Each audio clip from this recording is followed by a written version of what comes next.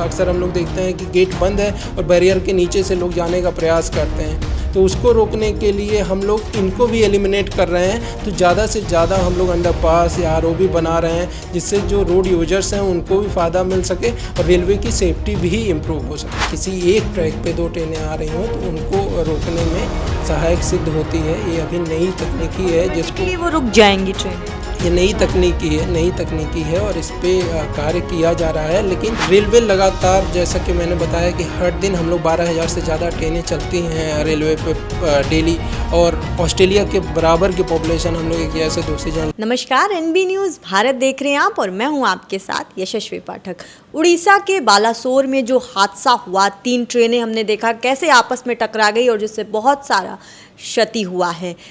उसके बाद सभी प्रदेशों में अपने अपने रेलवेज़ में लगातार लोग कोशिश कर रहे हैं कि ऐसे हादसों को कैसे टाला जाए, और इसमें उत्तर प्रदेश कैसे पीछे रहता, और ख़ास तौर पर जब गिनीज वर्ल्ड रिकॉर्ड में गोरखपुर का रेलवे स्टेशन है, तो फिर कैसे ना गोरखपुर के रेलवे स्टेशन में कुछ प्लानिंग, कुछ प्लॉटिंग, कुछ ज़बरदस्त डेवलपमेंट देखने को मिलता।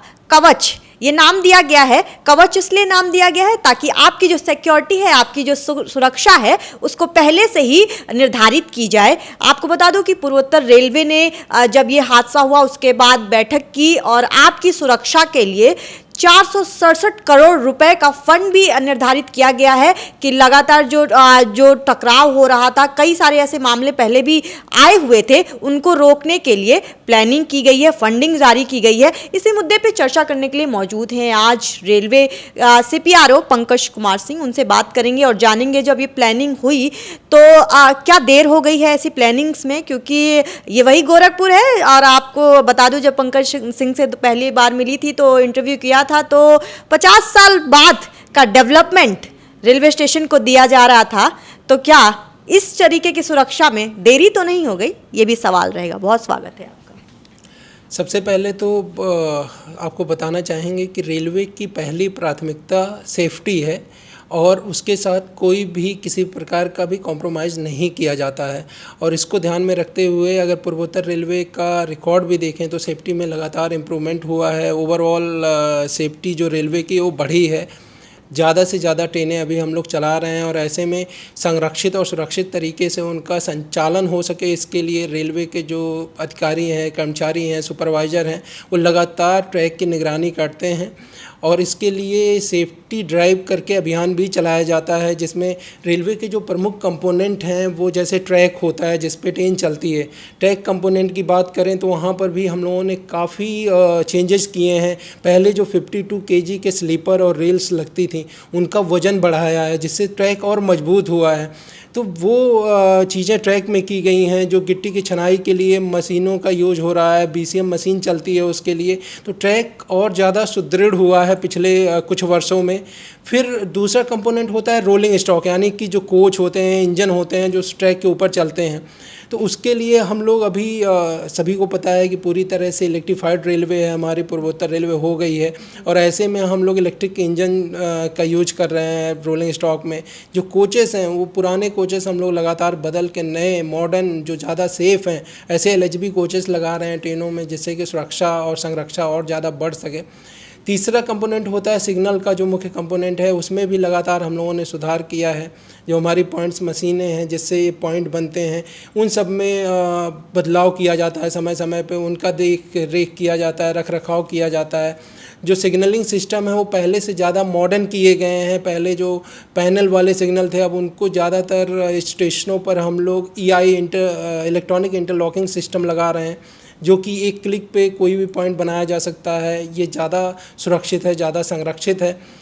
एक ऑटोमेटिक ब्लॉक सिग्नलिंग का कार्य भी हमारे यहाँ स्वीकृत है। इसके अंतर्गत हर किलोमीटर पर एक सिग्नल पोस्ट लगाया जाता है। अभी क्या होता है कि अगर कोई ट्रेन अगर एक ब्लॉक सेक्शन में घुसी, ऐसे समझिए कि अगर कोई ट्रेन यहाँ से डोमिनगढ़ के लिए गई, तो तब तक हम दूसरी ट्रेन नहीं चला सकते थे पहले, जब तक कि वो ट्रेन उस स्टेशन पे पहुंच ना जाए और लाइन क्लियर ना मिले। लेकिन ये जो अलग अलग सिग्नल हर किलोमीटर पे लगेंगे, तो इससे फ़ायदा ये होगा कि एक से ज़्यादा गाड़ी एक ब्लॉक सेक्शन पे एक समय में जा सकेगी, तो हमारी जो लाइन की क्षमता है वो बढ़ जाएगी और हम और ज़्यादा ट्रेनें चला पाएंगे, यानी कि जो यहाँ के लोगों की डिमांड है, जो मांग है, उसको पूरा कर पाएंगे।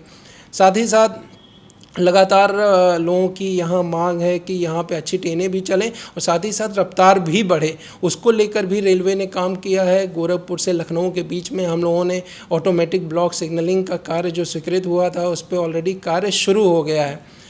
कवच को लेकर भी काफ़ी जो है कई तरह की बातें हैं, तो कवच के लिए मैं ये बताना चाहता हूँ कि रेलवे पूरी तरीके से संरक्षित है, सुरक्षित है और जितने भी मानक हैं वो सभी पूरे किए जाते हैं और सभी मानकों के साथ ही हम ट्रेनों का ऑपरेशन करते हैं। कवच एक नई टेक्नोलॉजी है जिसको धीरे धीरे इनकॉर्पोरेट रेलवे कर रही है और अभी कुछ जगह पे ट्रायल हुआ है। हमारे यहाँ भी प्रमुख मार्गों पे स्वीकृति इसके लिए मिली है। इसके कुछ डॉक्यूमेंट्स हैं वो तैयार किए जा रहे हैं, इसकी गाइडलाइंस तैयार की जा रही है, तो इस पे भी आगे आने वाले समय में कार्य होगा। लेकिन अभी हमारा पूरा का पूरा फोकस ये है कि हम लोग सेफ्टी को ज़्यादा से ज़्यादा इम्प्रूव करें, जो कि हमेशा से हम लोगों की प्राथमिकता रही है। एक बड़ा जो सेफ्टी को लेकर इम्पोर्टेंट रेलवे में जगह है वो है लेवल क्रॉसिंग। लेवल क्रॉसिंग पहले आप लोगों को याद होगा कि अनमैन्ड लेवल क्रॉसिंग होते थे, वहाँ पे अक्सर दुर्घटनाएं होती थी। उसको देखते हुए इस सरकार ने एक कदम उठाया था कि हम सभी अनमैन्ड लेवल क्रॉसिंग को मैन्ड में परिवर्तित कर देंगे या अंडरपास बना देंगे, आरओबी बना देंगे। तो सभी अनमैन्ड लेवल क्रॉसिंग जो भी बड़ी लाइनों पर स्थित थी वो सब हम लोगों ने बंद कर दिया है। अब जो मैन्ड लेवल क्रॉसिंग है वहाँ भी कई बार दुर्घटना की संभावना बनती है, क्योंकि कई बार लोग अक्सर हम लोग देखते हैं कि गेट बंद है और बैरियर के नीचे से लोग जाने का प्रयास करते हैं। तो उसको रोकने के लिए हम लोग इनको भी एलिमिनेट कर रहे हैं। तो ज़्यादा से ज़्यादा हम लोग अंडरपास या आरओबी बना रहे हैं, जिससे जो रोड यूजर्स हैं उनको भी फ़ायदा मिल सके और रेलवे की सेफ्टी भी इम्प्रूव हो सके। कवच पे थोड़ा सा और आपका ध्यान केंद्रित करना चाहूँगी। जो सबसे इम्पॉर्टेंट चीज़ बताई जा रही है बेनिफिट कवच की, कहा जा रहा है कि पहले से सिग्नल पता चल जाएगा अगर ऐसी कोई संभावना प्रोबेबिलिटी बनती है कि 2 ट्रेनें या 3 ट्रेनें आपस में टकराने की संभावना बनेगी। और ये मेन कारण भी बालासोर में बताया जा रहा है कि सिग्नल ना मिलने की वजह से इस तरीके का हादसा हुआ। और क्या स्पेसिफिक चीज़ें इस कवच में हैं?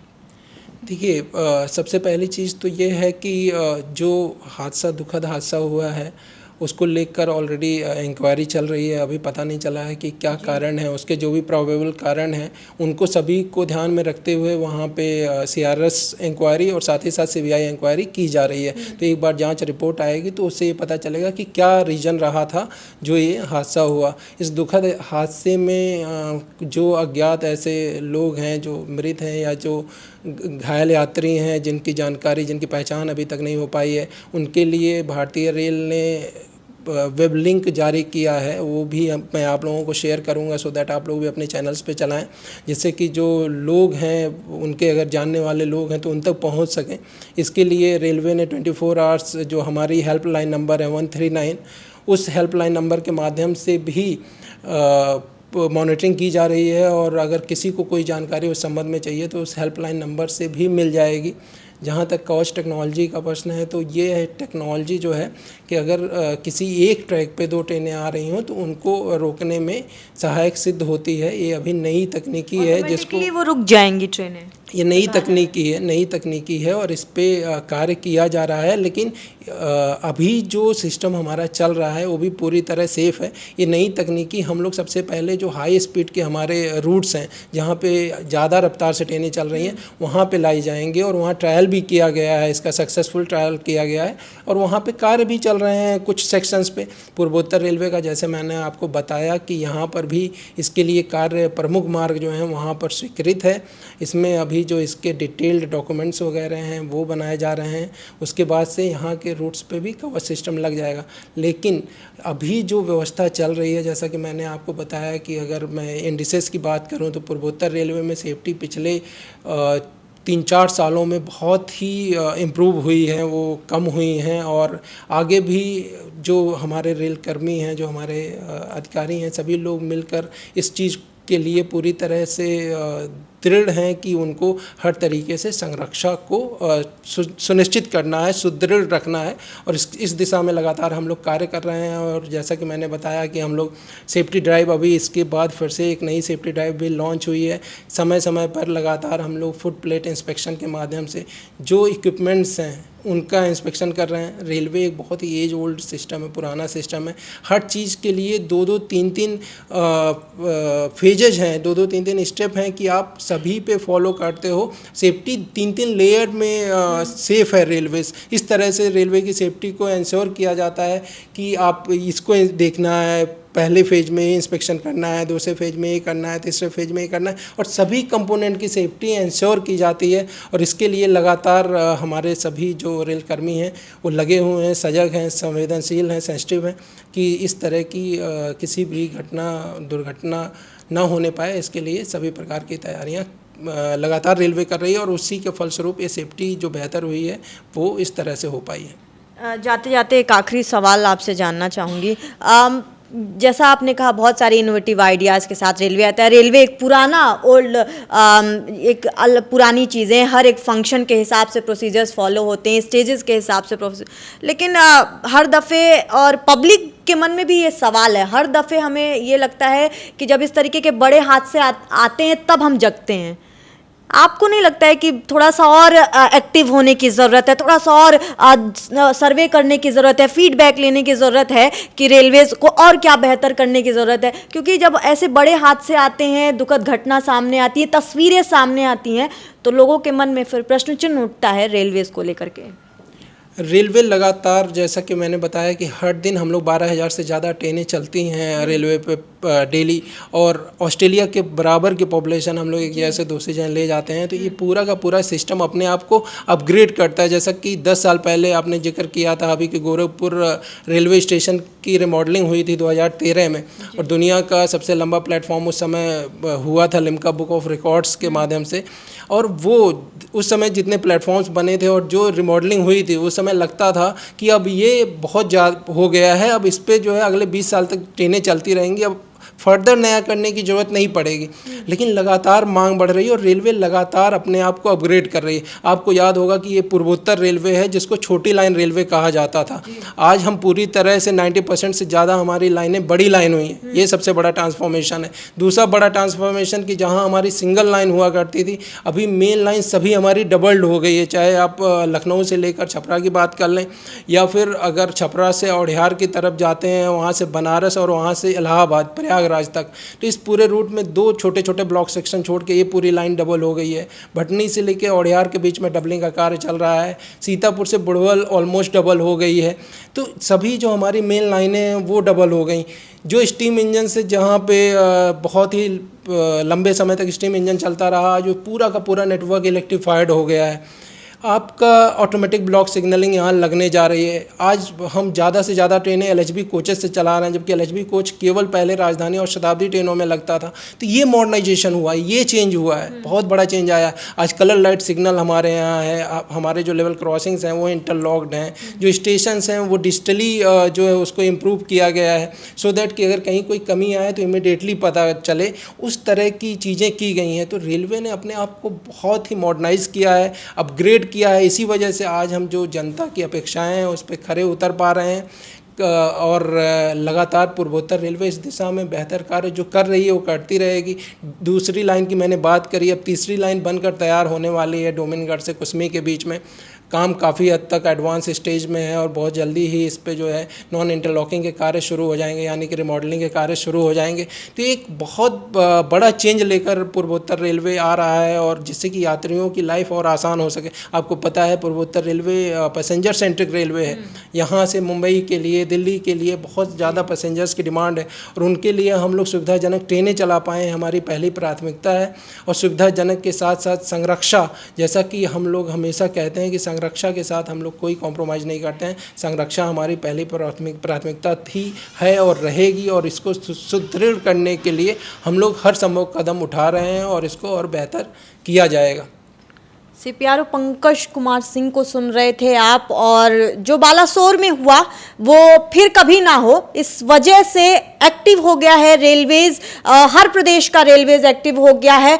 खोजी जा रही हैं, ढूंढी जा रही हैं, इनोवेटिव आइडियाज मांगे जा रहे हैं कि आखिर क्या ऐसा किया जाए कि इस तरीके के हादसे सामने ना आए। और जैसा पंकज सिंह ने बताया कि लगातार हम मॉडर्नाइजेशन की तरफ जा रहे हैं, हम लगातार फीडबैक ले रहे हैं, जैसे ड्राइव चला रहे हैं, अवेयरनेस फैला रहे हैं पब्लिक में। और क्योंकि गोरखपुर से हिंदुस्तान के हर क्षेत्र में, हर प्रदेश में ट्रेनें जाती हैं, तो सुरक्षा का दायित्व गोरखपुर में रेलवे स्टेशन पे ज्यादा बन जाता है। तो अब रेलवे एक्टिव हो गया है, देखना होगा कि। और दूसरी तरफ आपको बता दूं कि रिमॉडर्नाइजेशन का भी जो काम चल रहा है, रीडेवलपमेंट का काम चल रहा है गोरखपुर रेलवे स्टेशन को लेकर के, तो अब कुछ बदल रही हैं तस्वीरें। लेकिन तस्वीरें तो वो भी हैं जो बालासोर में आई, प्रश्न चिन्ह उठाती हैं। लेकिन सरकारें अपना काम कर रही हैं, भरोसा बनाए रखिए, क्योंकि भरोसे के साथ साथ है।